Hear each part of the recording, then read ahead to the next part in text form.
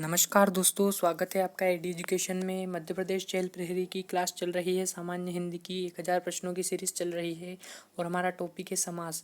तो पहला प्रश्न पर चलते हैं। यथाशक्ति में समास होगा, देखते ही आपको आंसर बताना है। कल हमने आपको बता दिया है इसका समास विग्रह होगा यथा धन शक्ति।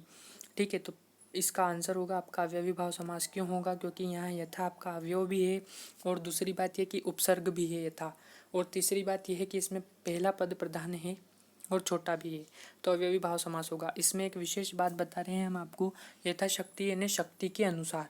तो यहाँ पर आपका तत्पुरुष समास भी होगा, लेकिन वो किस स्थिति में होगा? वो इस स्थिति में होगा कि जब आपके तत्पुरुष समास और अव्ययी भाव समास में से आपका अव्ययी भाव समास ऑप्शन में नहीं रहे और सिर्फ तत्पुरुष समास रहे, तो इसमें तत्पुरुष समास आपका आंसर होगा। और यदि दोनों ऑप्शन रहे तो अव्ययी भाव समास आपका आंसर होगा। अगले प्रश्न पर चलते हैं। अगला प्रश्न है प्रत्यक्ष। प्रत्यक्ष में द्विगु समास है, अव्ययी भाव समास है, द्वंद्व समास है या कर्मधारय समास है। तो इसमें प्रति धन अक्ष बराबर प्रत्यक्ष, तो प्रति यहाँ पर फिर से आपका अवयव आ गया, तो इसमें जो दूसरा वाला ऑप्शन है वो इसका सही आंसर है, अव्ययी भाव समास। अगले प्रश्न पर चलते हैं। अगला प्रश्न है हमारा, नी धड़क में कौन सा समास है? कर्मधारा है, तत्पुरुष है, अव्ययी भाव या द्वंद्व समास है।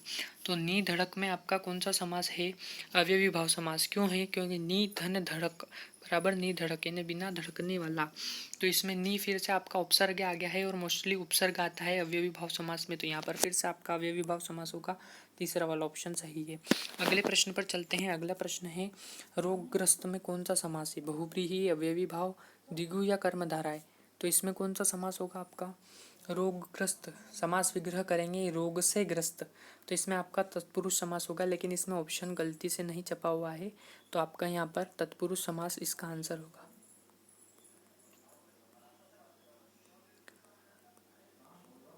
तत्पुरुष समास इसका आंसर होगा सही।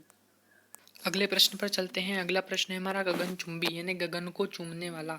तो यहाँ पर फिर से को कारक चिन्ह का लोप हो गया है और तत्पुरुष समास के भेद हैं। ठीक है, करण, तत्पुरुष, अधिकरण, संबंध, ये सारे तत्पुरुष है, इसमें कारक चिन्ह आते हैं। तो यहाँ गगन को चूमने वाला, तो को यहाँ पर कारक चिन्ह का लोप है, तो इसमें फिर से आपका जो होगा पहला वाला ऑप्शन सही होगा, तत्पुरुष समास इसका सही आंसर होगा। अगले प्रश्न पर चलते हैं। अगला प्रश्न है हमारा, रस भरा में कौन सा समास है? कर्मधारा है, तत्पुरुष है, द्विगु या बहुव्रीहि। तो रस से भरा, तो फिर से कारक चिन्ह है यहाँ पर, तो आपका जो दूसरा वाला ऑप्शन है सही आंसर होगा, तत्पुरुष समास होगा इसमें। ये आपकी प्रैक्टिस सेट के रूप में भी काम आएगा। बहुत अच्छे प्रश्न सीरीज चल रही है हमारी ये। शिवार्पण अगला प्रश्न है, कर्मधारय समास होगा, बहुव्रीहि होगा, तत्पुरुष होगा या द्वंद्व होगा। तो आपका शिवार्पण, शिव को अर्पण, तो को यहाँ पर फिर से कारक चिन्ह का लोप हो रहा है इसमें, तो आपका तीसरा वाला ऑप्शन है वो इसका सही आंसर होगा। ठीक है, अगले प्रश्न पर चलते हैं हम। अगला प्रश्न है हमारा, छुट भैये में कौन सा समास है? तो छुट भैये में आपको देखना है कि तत्पुरुष समास है, द्वंद्व समास है, कर्मधारय समास है या अव्ययी भाव समास है। तो छुट भैये, ठीक है, छोटे हैं जो भैये, तो यहाँ पर आपका है जो आ रहा है, तो यहाँ पर आपका कर्मधारय समास होगा। ठीक है, ये इसका सही आंसर होगा दूसरा वाला। अगले प्रश्न पर चलते हैं। अगला प्रश्न है हमारा, कदम में कौन सा समास है? बहुव्रीहि समास है, तत्पुरुष समास है, कर्मधारय समास है या द्विगु समास है। तो आपका इसमें कदम में भी आपका जो होगा वो होगा आपका तत्पुरुष समास होगा आपका कदम में। ठीक है,